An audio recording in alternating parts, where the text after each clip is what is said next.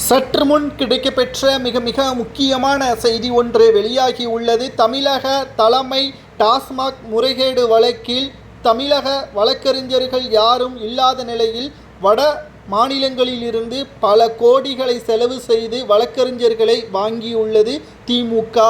இங்கு தமிழை மட்டும்தான் கற்பிக்க வேண்டும், கற்றுக்கொள்ள வேண்டும் என்று தெரிவிக்கின்ற திமுகவினர்கள் இங்கு சரியான வழக்கறிஞர்கள் இல்லையா, வடமாநிலங்களிலிருந்து தான் வழக்கறிஞர்களை விலைக்கு வாங்க வேண்டுமா என்ற ஒரு கேள்வியும் இங்கு முன்வைக்கப்பட்டு வருகிறது.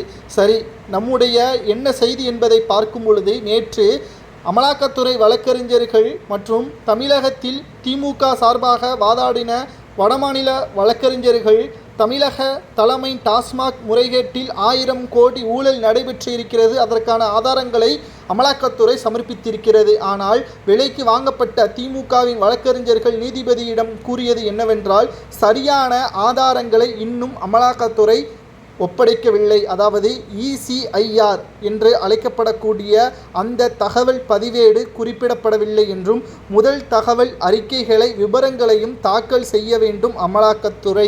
அப்போதுதான் அமலாக்கத்துறை அதிகாரிகள் 1000 கோடி ஊழல் செய்யப்பட்டது அதிகாரப்பூர்வமாக ஏற்றுக்கொள்ள முடியும் என்று வடமாநில வழக்கறிஞர்கள் தெரிவித்திருக்கிறார்கள். அதாவது தமிழ்நாடு அரசு சார்பில் மூத்த வழக்கறிஞர் விக்ரம் சௌத்ரி, விகாஸ் சிங் மற்றும் அட்வொகேட் ஜெனரல் PS ராமன் ஆகியோர் வாதாடியுள்ளனர். திமுகவிற்கு ஆதரவாக அமலாக்கத்துறை வழக்கறிஞர் கூறுவது என்னவென்றால், எங்களுக்கு அவகாசம் தேவை. இது 1000 கோடி மட்டும் அல்ல, சுமார் 40,000 கோடி வரை இந்த ஊழல் அதிகரித்திருக்கிறது.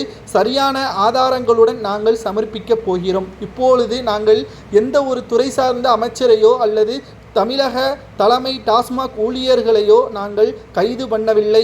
ஆதாரங்களை சேகரித்த பிறகுதான் நடவடிக்கை எடுப்போம் என்று அமலாக்கத்துறை வழக்கறிஞர்கள் கூறியுள்ளனர்.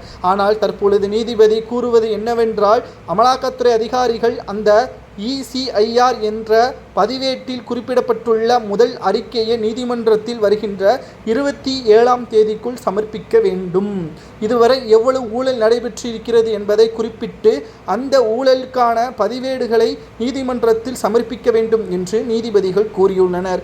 எப்படியாவது இந்த வழக்கிலிருந்து தப்பித்துக் கொள்ளலாம் என்று திமுகவினர்கள் தமிழக அரசு சரியாகத்தான் செயல்படுகிறது என்று காண்பிப்பதற்காக வடமாநிலங்களிலிருந்து பணத்தை பல கோடிகளை செலவு செய்து வழக்கறிஞர்களை வரவழைத்து இன்றுதான் நீதிமன்றத்தில் சரியான முறையில் செயல்பட்டிருக்கிறார்கள் என்று கூறலாம். இது நிச்சயமாக பாராட்டக்கூடியதுதான். ஏனென்றால் வடமாநிலங்களையே இவர்கள் விமர்சனம் செய்வார்கள், கடைசியில் அவர்கள்தான் திமுகவை காப்பாற்றக்கூடிய வகையில் அமைந்திருக்கிறது என்றே நாம்